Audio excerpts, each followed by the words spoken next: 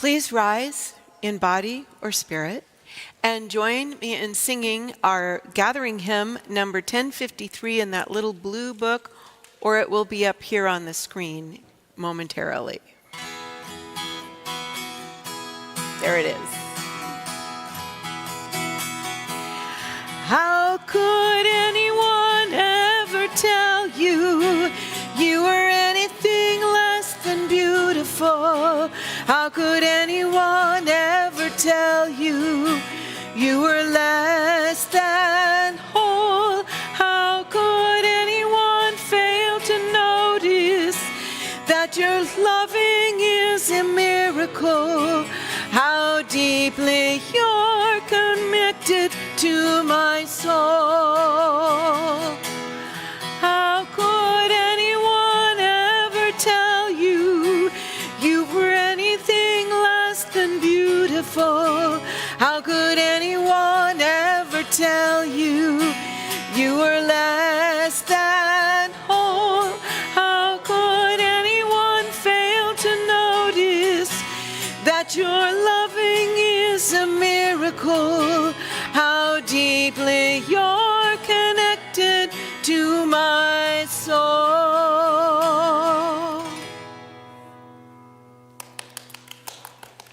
Good morning. Good morning. It's good to see you all. This is your captain speaking. We're on flight 2424. Check your tickets. Make sure you got on the right flight. I hope you've got a good seat with a lot of leg room. We have bathrooms if you need to use a bathroom. We may hit some turbulence in the middle of the flight, but don't be worried. We're going to get there on time. It's good to see everybody. Sorry, I just always wanted to be an airline pilot, and that's the closest I'm ever going to get. I just want to say good morning. It's good to see your smiling faces. I'd rather see your smiling faces than even the sun. It's so good to see it. So thank you all for being here today. And when I say welcome, I mean it. I really do. Welcome to this place. But I can't do it alone. We welcome each other to this place. And that's why we almost always take a pause at this time of the service when we just look around, we see who's here, we recognize visitors and guests, and we take a moment to greet one another. So why don't we do that? Just take a second and make sure that everybody who's here feels like they got greeted. Good morning.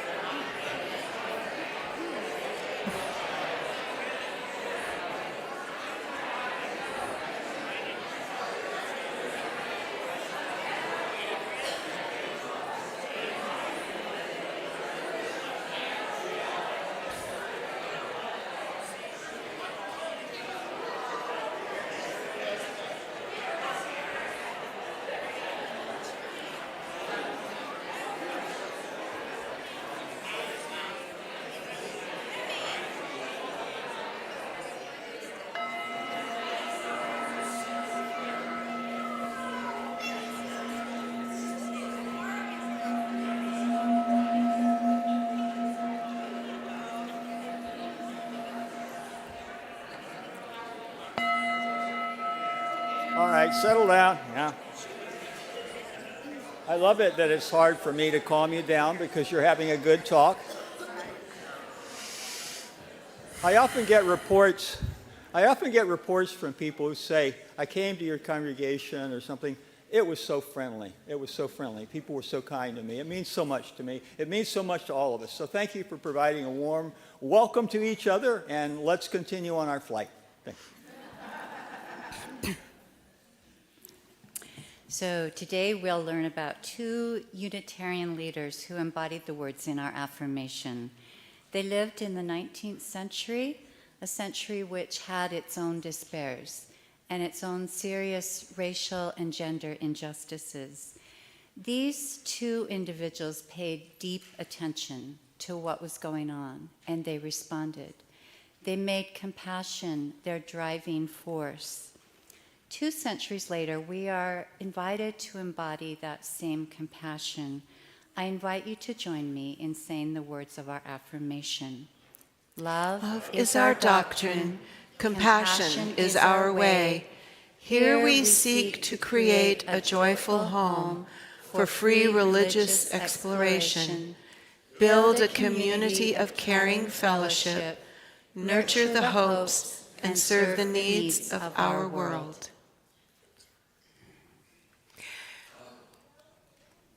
This song, Nothing More, many people here know the refrain. If you know the refrain, please join me. And if you don't know it, maybe you can learn it.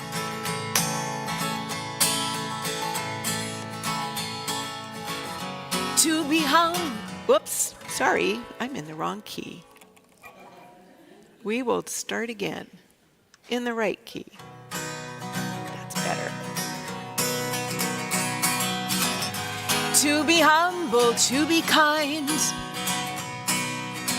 It's the giving of the peace in your mind. To a stranger, to a friend. To give in such a way that has no end. We are love. We are one. We are how we treat each other when the day is done. We are peace. We are war. We are how we treat each other and nothing more. To be bold, to be brave. It is a thinking that the heart can still be saved, and the darkness can come quick. The dangers in the anger and the hanging on to it. We are love. We are one.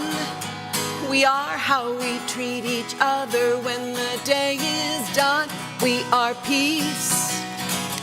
We are war. We are how we treat each other and nothing more. And tell me what it is that you see. A world that's full of endless possibilities. And heroes don't look like they used to. They look like you do. We are love. We are one. We are how we treat each other when the day is done. We are peace. We are war. We are how we treat each other and nothing more. We are how we treat each other and nothing more. We are how we treat each other.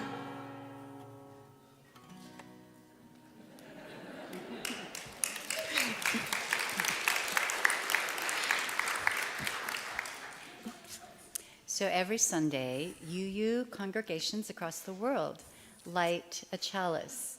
And the chalice represents a free spiritual exploration, justice, and compassion. We light our own chalice today, and we light a second chalice for our partner church in Šimun-Falva, Transylvania, in Romania. We light our third chalice for the young people in our congregation who are sitting on the front row, and for young people across the world. Please join us in singing the flame into life.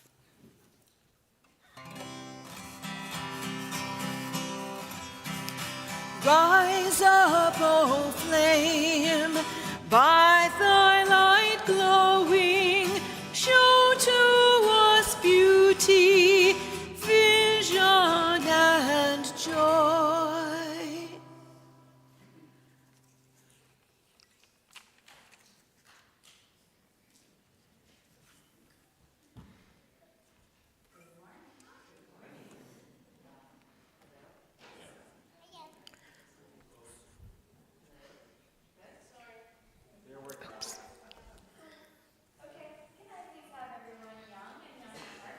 Front and join me.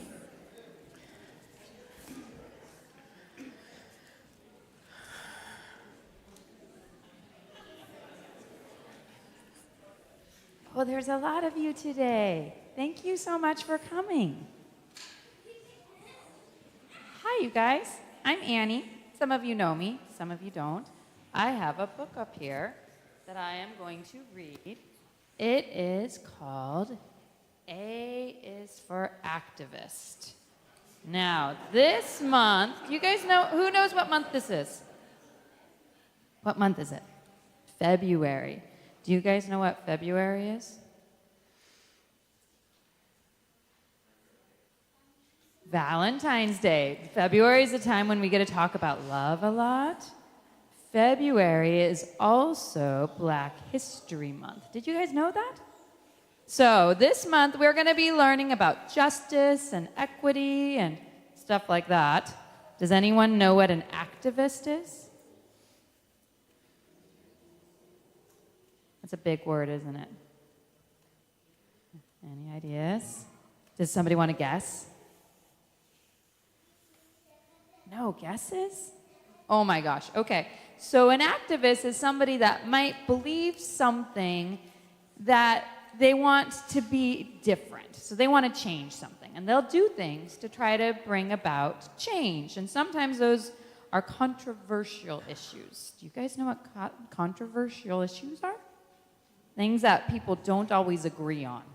Oh my goodness. And so sometimes people in the past have talked about things like Black History Month is something like when African Americans, we were trying to get them more rights, or environmentalism, or something like that. And so now I'm going to read you this book. A is for activism, activist. A is for activist, advocate, abolitionist, ally, actively answering a call to action. Are you an activist? B is for banner, bobbing in the sky, billowing in the breeze, because you're not shy. C is for co-op, cooperating cultures, creative counter to corporate vultures. Oh, and cats. Can you find the cats? Do you guys like cats?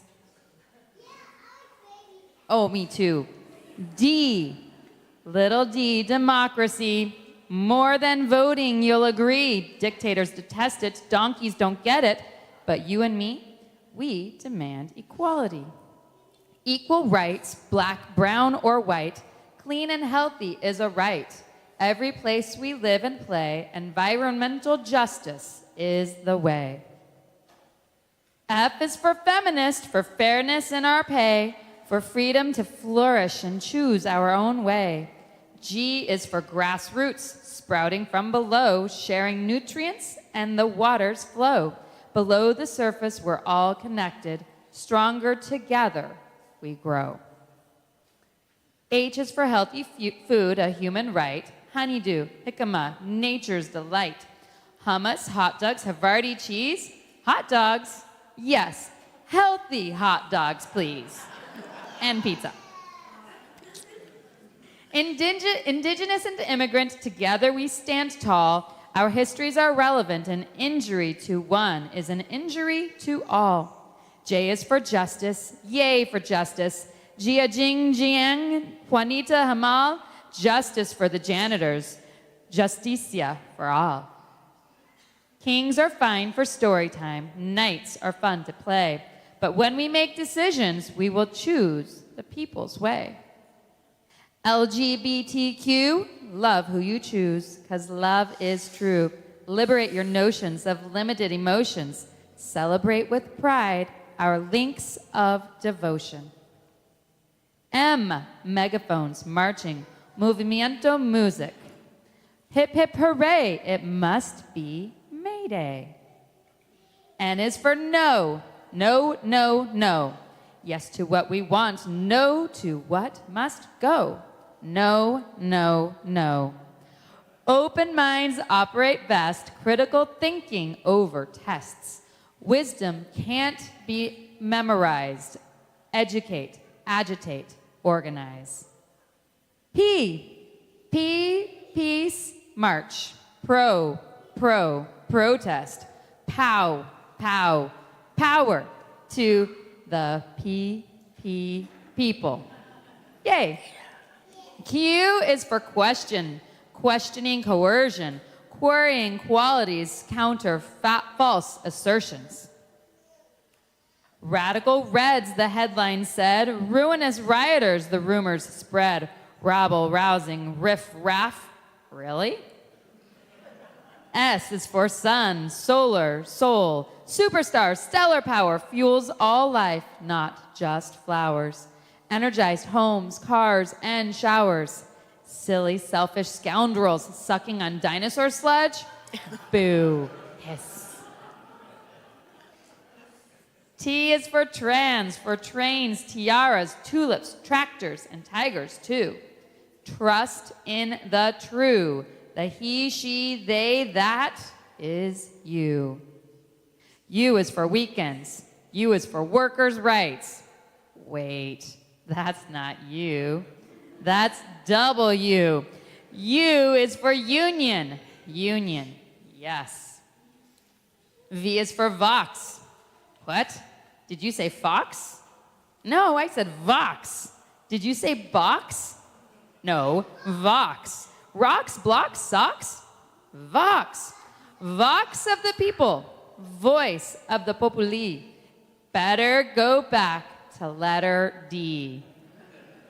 Wondrous world, wondrous we cannot be whole, we cannot be free unless we delight in diversity. X is for Malcolm, as in Malcolm X, history's lessons can be complex. Remember Parks, remember King, remember Malcolm, and let freedom ring. Y is for youth and Utes, your planet, your rights, your future, your truth. Y is for yes. Yes, yes, yes. Z is for Zapatista, of course.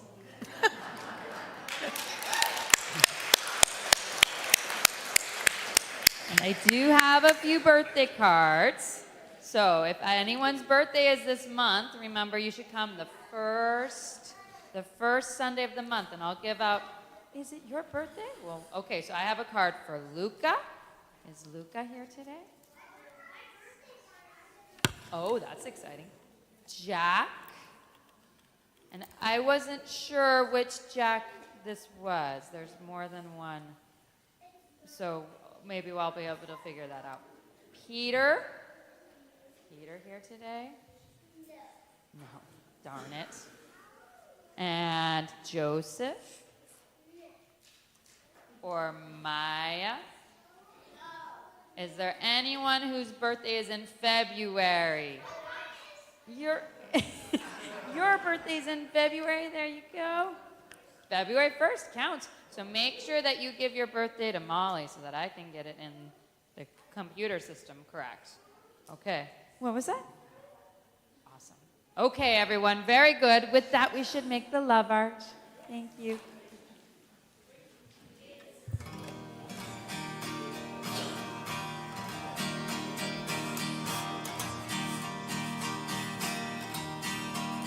Wherever you walk, walk in love.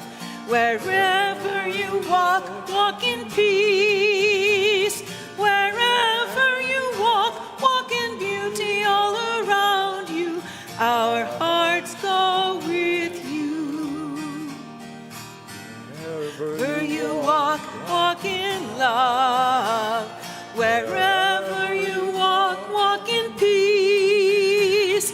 Wherever you walk, walk in beauty all around you.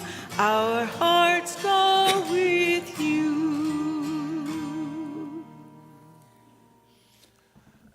Why don't you take a deep breath and just settle in to this moment of time, being aware of yourself in this time, in this moment, in this room. Full of people.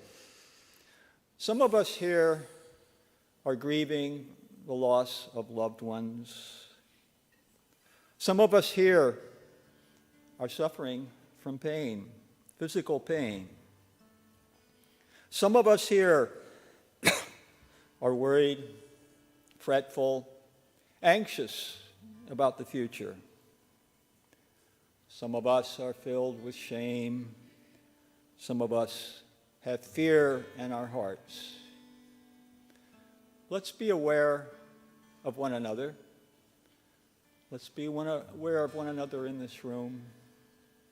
in all that we might be going through, each one of us facing our own unique challenges. Be aware of those around you. Be aware that they too are facing challenges in their lives. Let us generate feelings of compassion. Compassion for ourselves and compassion for those around us and our families and in our neighborhoods and in our communities. Let us look at others through the lens of compassion. Let us practice compassionate feelings, compassionate ideals, compassionate living. Compassion is our way. And gratitude. Gratitude is our way too. A great mystic, Meister Eckhart, once said that if the only prayer you ever say,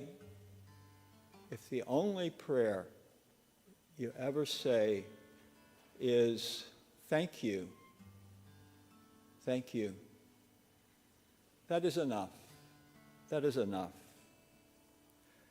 So I invite you to envision the people that you love in your mind's eye and say thank you. Thank you to them. All your friends, associates, say thank you to them.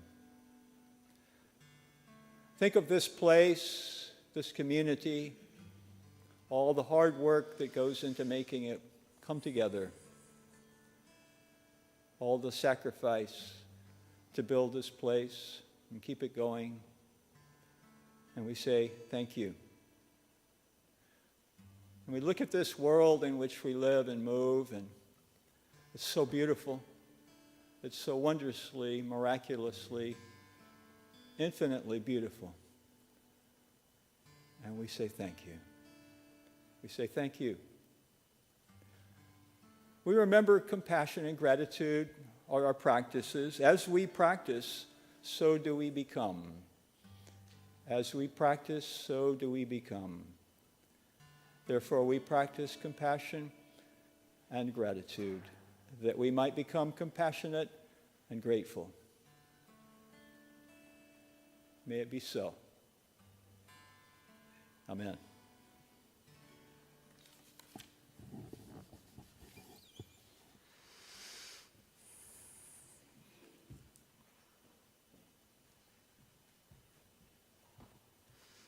Good morning. I'm George Pitter, your Lifelines representative this morning. And Lifelines Lay Ministry invites you to contact us if you need someone to talk to, if you want a home visit or other support, you need some small errand taken care of, or if you know someone in the congregation who needs our help. I have some joys and concerns this morning.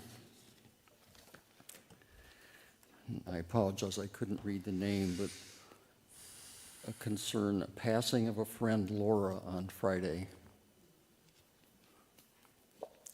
And from Sarah and Joseph, longtime member Cecilia Craig passed away this past week. And from Sage Avalon, my mother passed away and we had her funeral on the 28th. And a joy from Francine Leckie. My brother Dale is recovering quickly from his mental health crisis.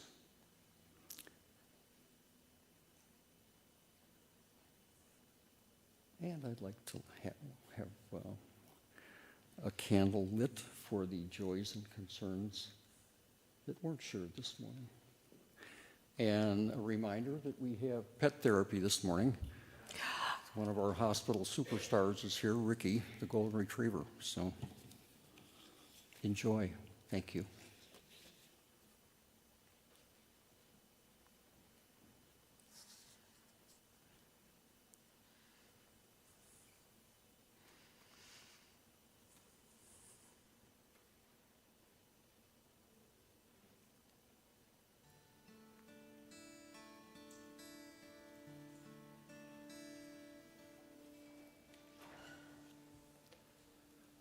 Next Sunday, the second Sunday of the month, we have Compassionate Connections. Wanted to make sure you're aware of that. If you're going through a hard time, difficult moments in your life, please join us in the front of the sanctuary. And we have a very simple connecting ritual that helps us support one another. So please think about that for next week.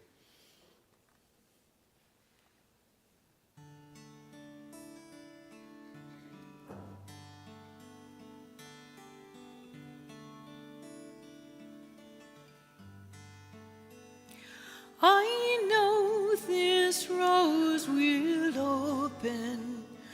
I know my fear will burn away. I know my soul will unfurl its wings. I know this rose will open. I know this rose will open. I know my fear will burn away. I know my soul will unfurl its wings. I know this rose will open. I know this rose will open. I know my fear will burn away. I know my soul will unfurl its wings. I know this rose will open.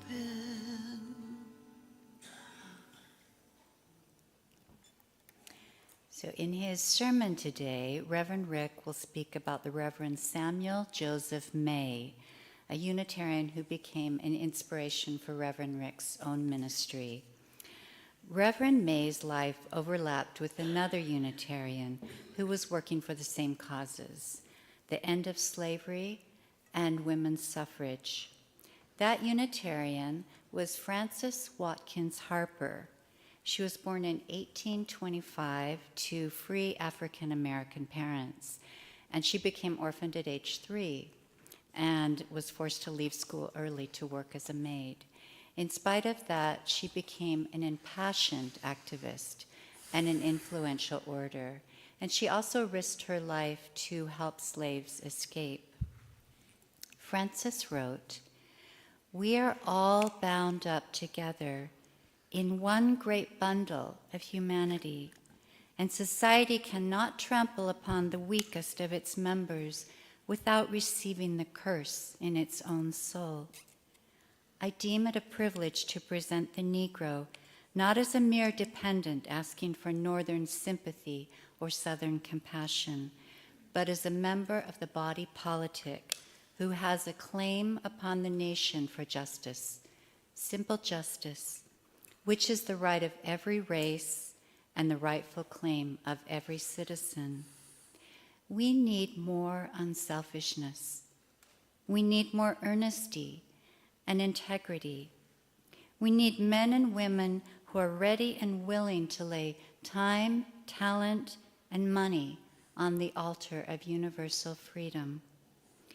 These 19th century Unitarian crusaders shouldn't be forgotten, but their work is not finished. Many people still suffer from injustices.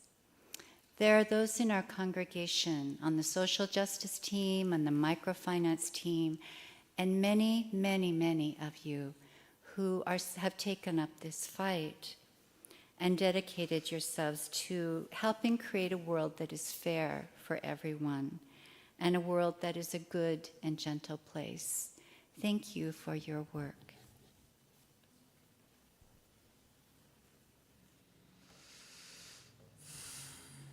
Thank you, Nadine. So I studied for the Unitarian Universalist ministry in a liberal Christian seminary. Earlier on in my 20s, I lived in a Buddhist community, and I got a lot out of that, and now I attended a Christian seminary, and I was the only Unitarian Universalist in the student body, about 500-600 students. So I was on my own when it came to learning about the religious tradition in which I aspired to serve, Unitarian Universalism. So it was just me and this large stack of books, required books that I had to read during the summer break.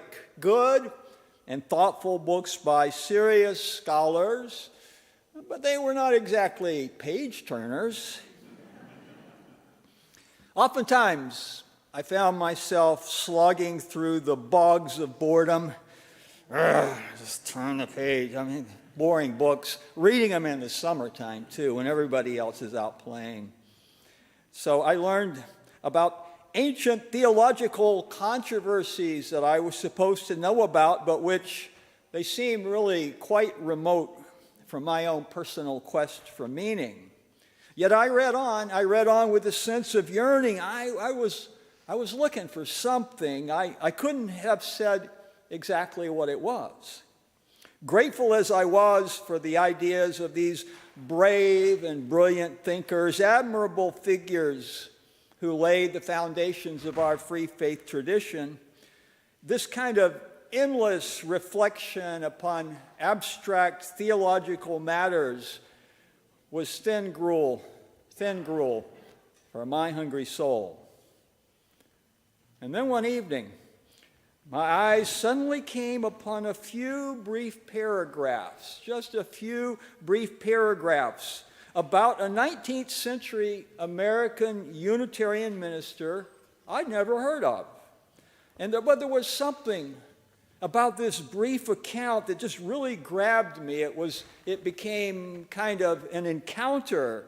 Something about this figure just lit me up. It kindled me, my spirit. And I remember thinking to myself, all this reading, and I said, that's the kind of minister I want to be. That's the kind of minister I want to be. I marked off the passage and made a mental note of this minister's name, thinking one day I would do more research on him, because that was the only mention of him in all of the historical literature I was required to read by the Ministerial Fellowship Committee.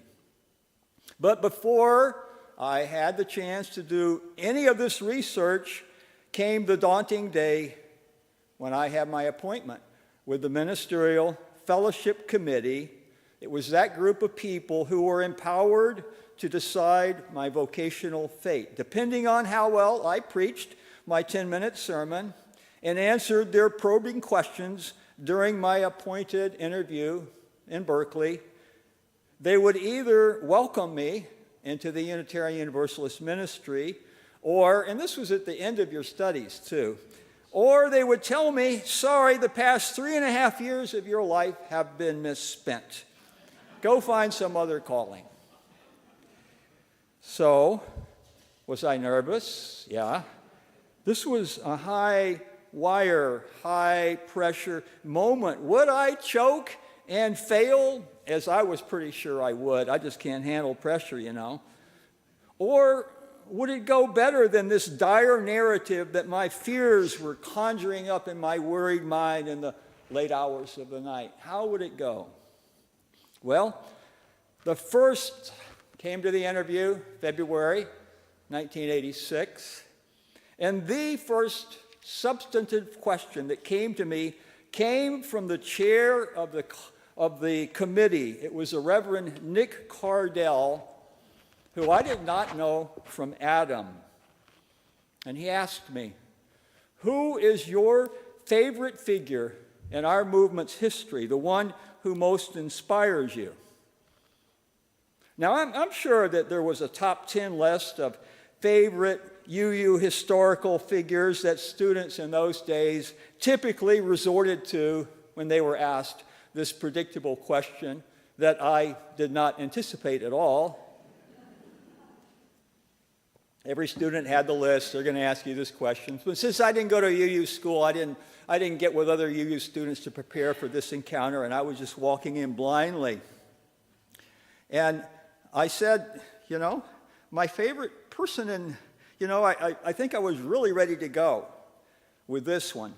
But my answer, this obscure 19th century minister I had stumbled upon during my studies, he wasn't even on the list. He would not even have made the top 50. In fact, I've never met a Unitarian Universalist minister who even knew who he was.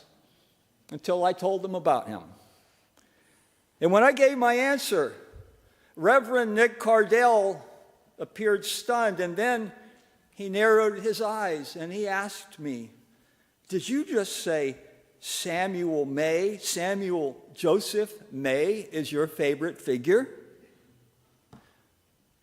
What I did not realize was that Nick Cardell was the senior minister of the May Memorial Society in Syracuse, New York,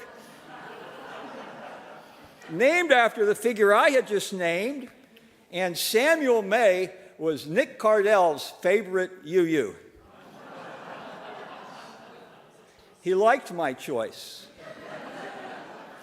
In his eyes, in his happy eyes, I could see that my answer was a home run, a hole-in-one, a touchdown, and a three-pointer.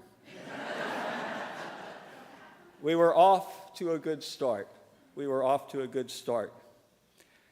It could have gone badly, though. It could have gone badly from there had I been asked very much about Samuel May, because while my answer was honest and authentic, my knowledge about him was rather meager.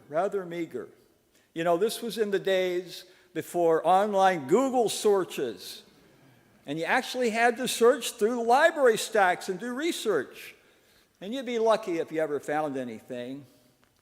But now, knowing what I know about Samuel May, because I found other resources, it helps me better understand why Nick Cardell, the chair of this ministerial fellowship committee, it helps me understand better why he ended up in federal prison just a few years after the interview in 1986.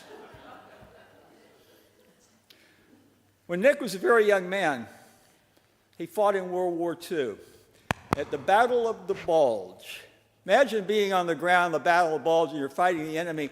One day they heard a loud roar, a very loud roar, and it grew louder and louder, and they looked up overhead, and it was swarms of American bombers flying eastward towards Nazi Germany.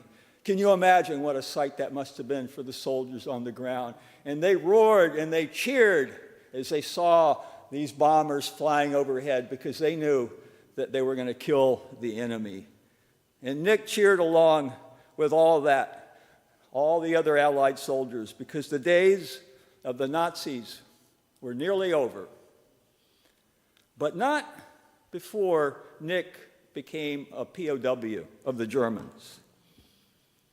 And one day, when he and other POWs were being force-marched along a road, they walked past the lifeless body of a 3-year-old girl lying in a ditch.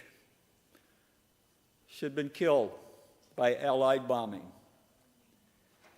Now, Nick always believed that this war against Nazism was necessary, and he never doubted that, but this was a searing, a heartbreaking sight. He could never erase that image from his mind's eye, the sight of the little 3-year-old girl lying in the ditch there. In a similar vein, the 19th century Unitarian minister Samuel Joseph May, he was a New Englander. He had his own searing sight moment when he was a young man, when he was in his late 20s, I think, or it was in the 1820s. And he was on a tour through Maryland. He was riding along with other passengers through the countryside, and as they rolled along, May spied a long line of convicts being led along in leg manacles. They were all chained together, a bunch of convicts. And the sight of these felons made him sad. But then suddenly, the shocking, sickening truth dawned upon him. These men, all of them black, he suddenly realized, were not convicts. They were slaves. They were slaves. Samuel May had grown up and lived in New England, a New England bubble. And he had been shielded from a direct view of America's peculiar institution of slavery, even as it greatly enriched New Englanders. And now that he looked out that carriage window and he saw the practice up close and personal. He was overwhelmed with the awful reality of it. A whole race of humankind was being robbed of their free lives for purposes of economic exploitation. This was for Samuel May. Everybody else was used to this sight, but for Samuel May, this sight was a vision of hell on earth. It was a vision of hell on earth. People doing this to one another. And he blurted out in the carriage, "I am ashamed of my nation and of my race. I'm ashamed of my race, nation and my race." Well, this did not go over well with others in the carriage, but no matter, this was the sight. This was the sight that ignited his vision for the future direction of his ministry. As for me, I lost sight of Samuel J. May in the early years of my ministry. He kind of began to fade a bit from memory.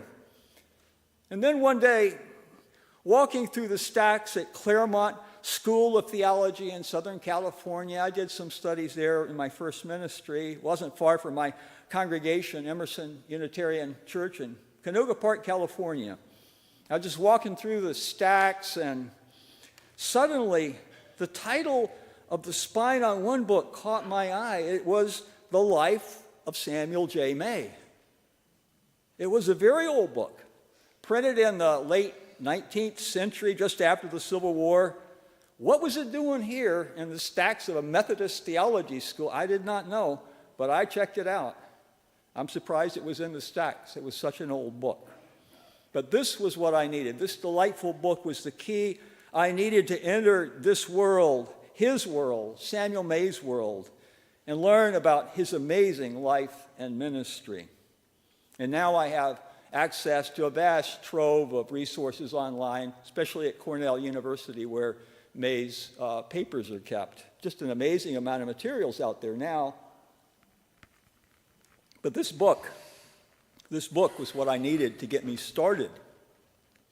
And thus it was that as I read the book, it confirmed for me, really confirmed for me, that Samuel May was my ancestral soulmate and mentor, because I know rare spiritual greatness when I encounter it.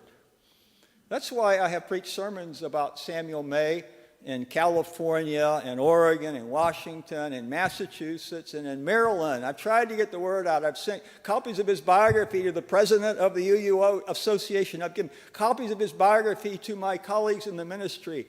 I've done a lot to try to awaken people to the reality of this obscure figure. Many others have recognized and celebrated May's greatness, but he's largely ignored by Unitarian Universalists. I have a book on the history of Unitarian Universalism. About the last half of the book is just biographies of notable UUs. He's not in there. He's not even in there.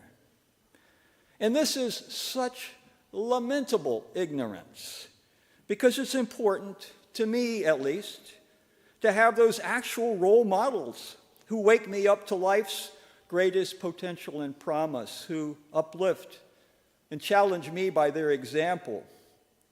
Because the more you know and make friends with such people, the better off you'll be. You will search in vain for critical judgments of Samuel May among his contemporaries, even as he was very courageous and committed in the fight against slavery. So was he extraordinarily kind and compassionate in his dealings with others. He's the closest thing to a saint that I've found in my study of our movement's history. One evening, was a strong proponent of slavery, that he was on his way home from a public speaking event where he and others had viciously attacked and harassed May and other abolitionist speakers. Because you have to understand that in the early years of the abolitionist movement back in the 1830s and the 1840s, virulent and unabashed racism was widespread in the nation. It was just the norm. Virulent and unabashed racism was the norm. And opposition to the Universalists in those days was nearly universal. They were not popular people. The abolitionists were often violently attacked, even killed by angry mobs. And as this one man who did like slavery and hated Samuel May, he walked down the street one evening after he had been giving May a hard time at one of these rallies, and he suddenly saw May coming at him the other direction. And they both recognized each other. And when they were face to face, May immediately got to the most important business at hand. And he said to the man, very tenderly, "I have heard that your son is ill. Please know that I wish him well and good health." And they said goodnight. Even if the proponents of slavery were blind to the humanity of black people, May always resolved to see and honor the humanity of everyone, including the pro-slavery abolitionists. We know this story about this encounter because the man who gave May a hard time wrote about it. And afterwards he said to others, he confessed, "I have had to give up hating Samuel May." It's a good thing to give up, isn't it? I have had to give up hating Samuel May. Hard to hate, impossible to hate. Most folks have probably never heard of the Abolitionist Hall of Fame and Museum in Petersboro, New York. The Abolitionist Hall of Fame and Museum, Petersboro, New York. Nobody's ever heard of it. But if you do go there, you'll see that only 29 abolitionists, those who have actively and effectively fought to end chattel slavery in the United States, only 29 people have ever been selected and inducted. It's an extremely selective group of amazing figures. And at this museum, you can learn all about the inductees, including the Reverend Samuel Joseph May, who is acknowledged there as a moral giant ahead of his time. A moral giant ahead of his time. If you ever go to Syracuse, New York, you can see May's full life image along with two other images. It's a bronze monument in the center of town. You can see it now, commemorating the rescue of a runaway slave, William Jerry Henry, who had been apprehended by authorities and was about to be taken back into slavery. But May helped plan and participated in this rescue, and he personally harbored hundreds of other escaped slaves as they made their way to freedom in Canada. This was just a small part of all he did for the anti-slavery cause for more than 3 decades. I believe that's Samuel May on the right there, no, on the far left, up there in that monument. So Samuel May got into trouble for doing this, by the way, for busting Jerry Henry out of jail in defiance of the Fugitive Slave Act of 1850. For this, May and other co-conspirators, they were indicted. But by the time that it was going to come to trial, public opinion had shifted so much that the authorities knew better than to bring this one to trial. On the other hand, Reverend Nick Cardell was put on trial, and he was convicted, and he served a 6-month sentence, as he fully expected he would be, for trespassing on the grounds of the School of the Americas at Fort Benning, Georgia, now named Fort Moore. I never realized, I grew up in Columbus, Georgia, I never realized Fort Benning was named after a Confederate general. Go figure. Isn't that strange? I'm glad they renamed it Fort Moore. What led Nick to take this dramatic step? They said, "You trespass here, we'll arrest you and convict you." He knew that he was doing something that was going to have consequences. What led Nick to take this dramatic step over the line was a result of an earlier trip that he had made to Central America. And when he was in Central America, Nick saw direct evidence direct evidence of greater atrocities than he had seen in World War II. He saw where an entire village of civilians had been raped and tortured and murdered by soldiers from the government, soldiers who had been trained at the School of the Americas. They didn't call it that there, though. They didn't call it School of the Americas down there. The soldiers, they called it amongst themselves the School of the Assassins. The School of the Assassins. So Nick knew about this. He had seen it.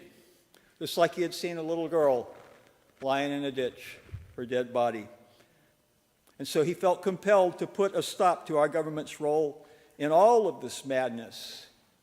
And at his trial, Nick stated, "Now I have since come to know who was responsible for those horrors," the ones I just mentioned, seeing an entire village wiped out. "Those who were responsible were graduates of the School of the Americas. They committed those rapes and tortures and murders and massacres. But the ultimate responsibility, Your Honor, lies with me and every American citizen. It is our taxes and our acquiescence that maintains and sustains the School of the Americas."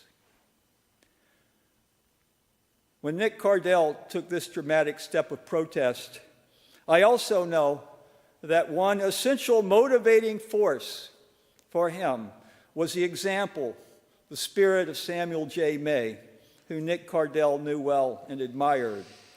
Nick is the only other UU minister I've ever met who shared my love for our great ancestral soul friend. Our friend Sam May, who showed us that if we truly love humankind, we're called to confront cruelty and abuse and dehumanization whenever we see it. And yet, even as this dedicated soul did work so long and so hard, he always stayed spiritually grounded. He was unfailingly kind and compassionate, always seeking to find the good in difficult moments.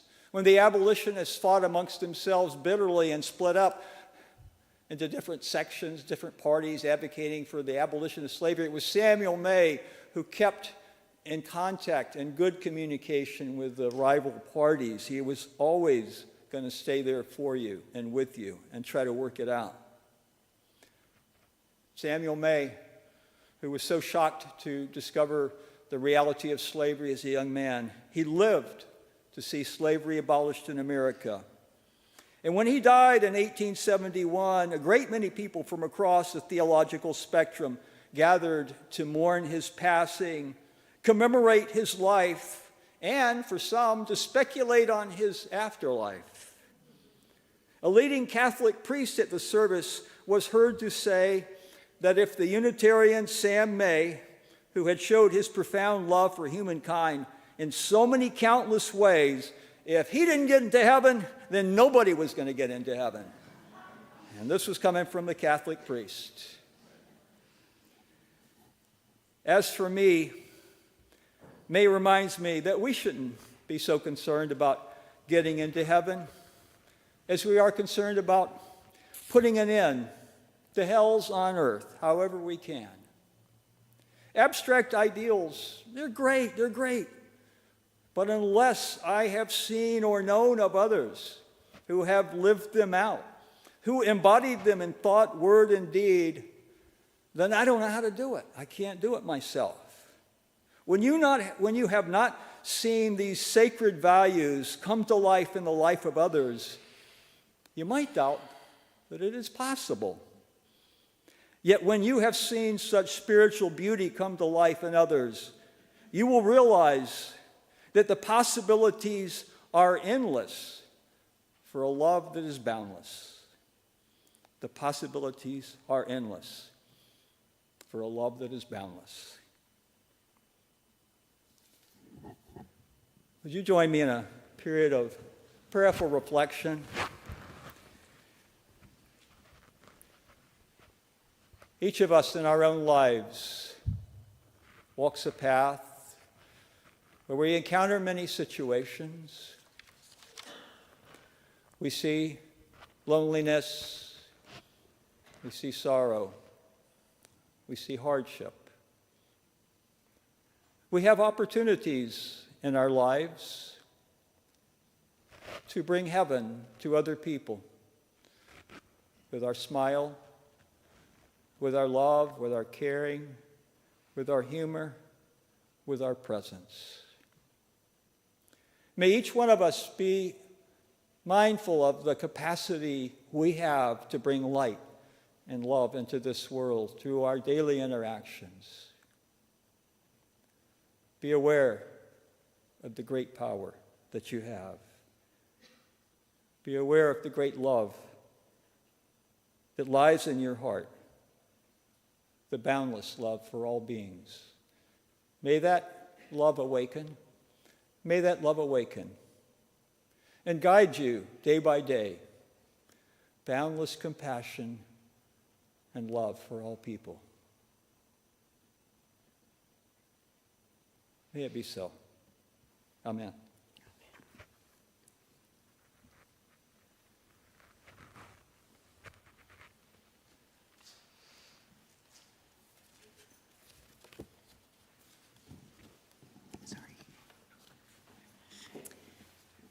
We are invited to offer donations to support the work of this congregation.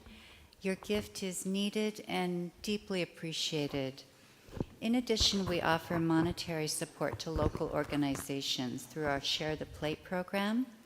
This month, we will support Marion Polk Food Share, a group that provides meals for our neighbors who are in distress and are experiencing hunger.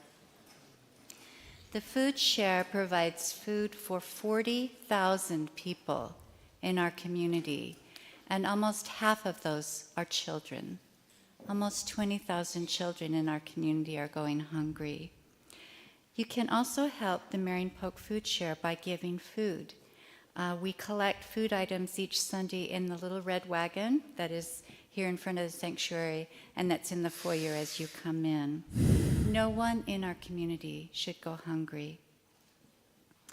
Baskets will be passed for those wishing to donate with cash or a check, and you can also donate online at uusalem.org. Just go to the donate button.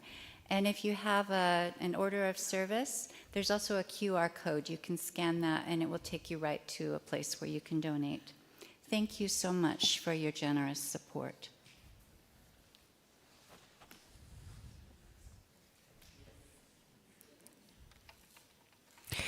In the Bible, the prophet Elijah was carried to heaven by a chariot of fire at the end of his life. Swing Low, Sweet Chariot, the African-American spiritual of slave origins, is attributed to Wallace Willis, a slave from Oklahoma. His inspiration was the land beyond the Ohio River. Like other songs of resistance, this spiritual uses encoded language that would have been familiar to slaves. Home could mean either heaven or the land of freedom. The lines, "I looked over Jordan and what did I see? Coming for to carry me home, a band of angels coming after me."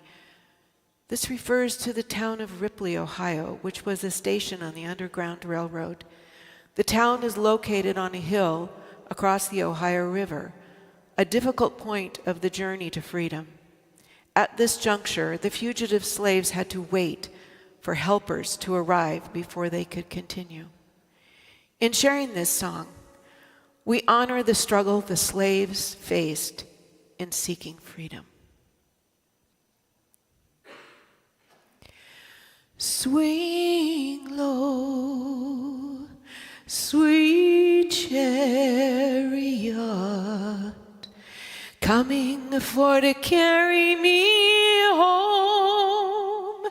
Swing low, sweet chariot, coming for to carry me home.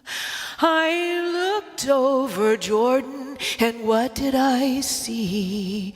Coming for to carry me home, a band of angels coming after me, coming for to carry me home.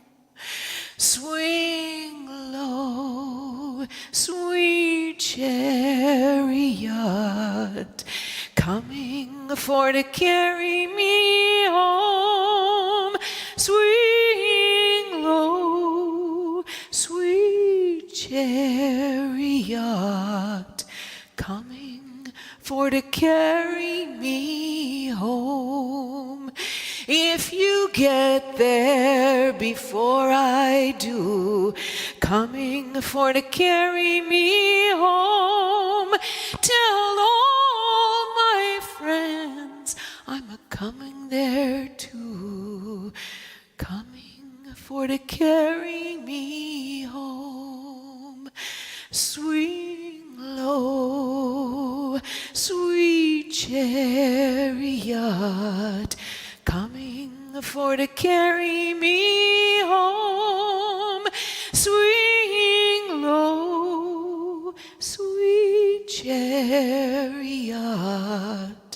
coming for to carry me home. I am sometimes up and I'm sometimes down, coming for to carry me home. But still my soul is heavenly bound, coming for to carry me home. Swing low, sweet chariot, coming for to carry me home. Swing low, sweet chariot, coming for to carry me home.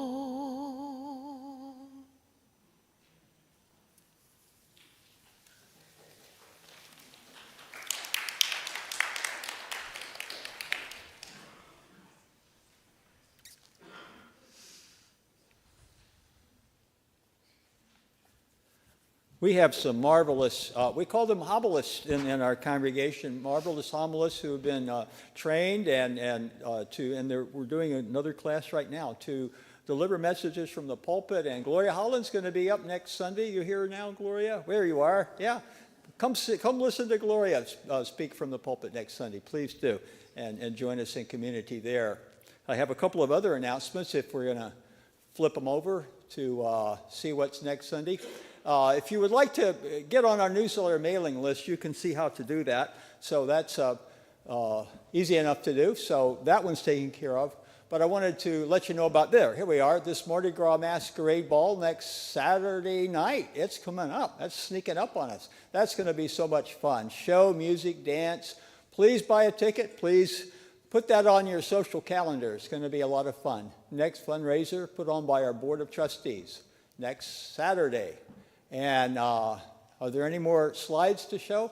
I have some other announcements to make that are not on the slides. On this coming Tuesday night, we're reviving our meditation group. We'll be starting a meditation group at 7 o'clock on Tuesday nights. We'll have silent meditation, walking meditation. We'll read from a text and spend some time talking about that. So I hope to see some of you who are interested in meditation. I'll be there.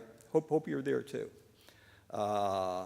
Next Sunday afternoon, the Delgani String Quartet's going to be here at 3 o'clock. World-class musicians, just wonderful. If you're interested, you can check that out too.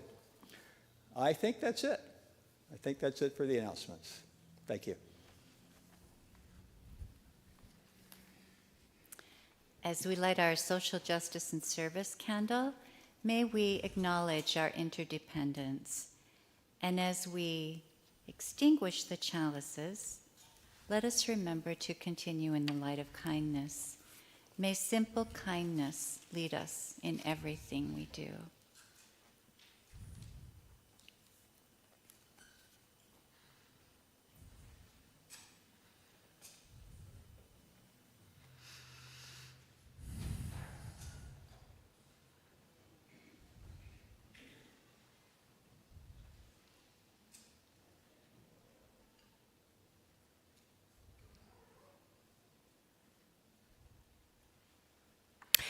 Please rise in body or spirit and join in singing our closing hymn, number 1008 in the little blue book, or you can follow on the wall up there.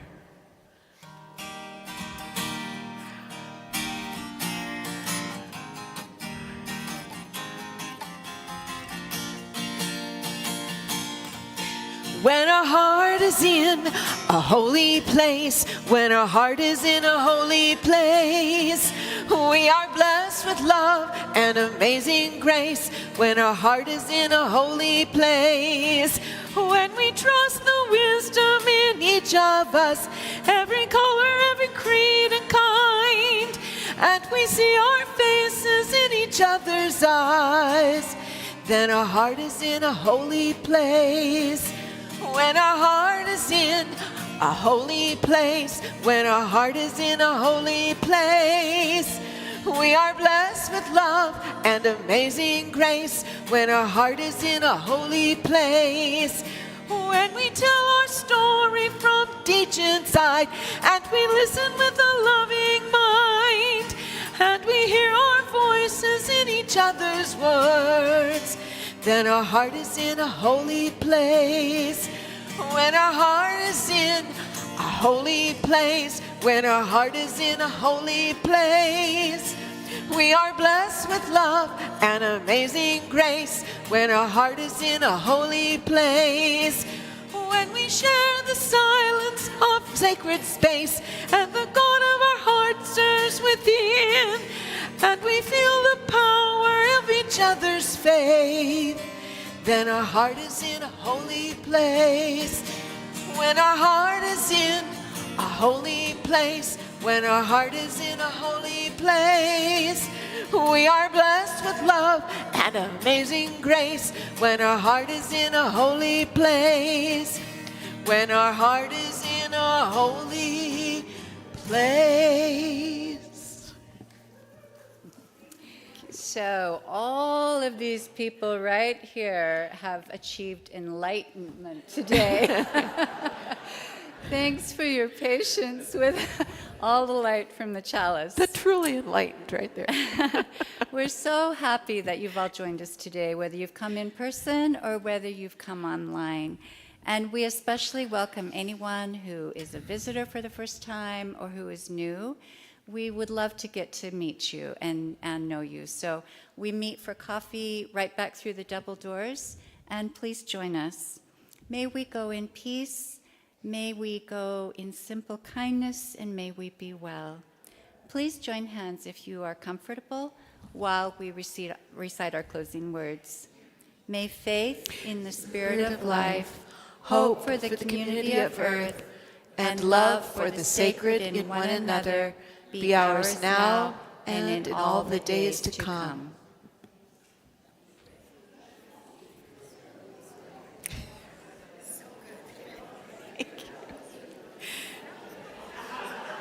Oh, really?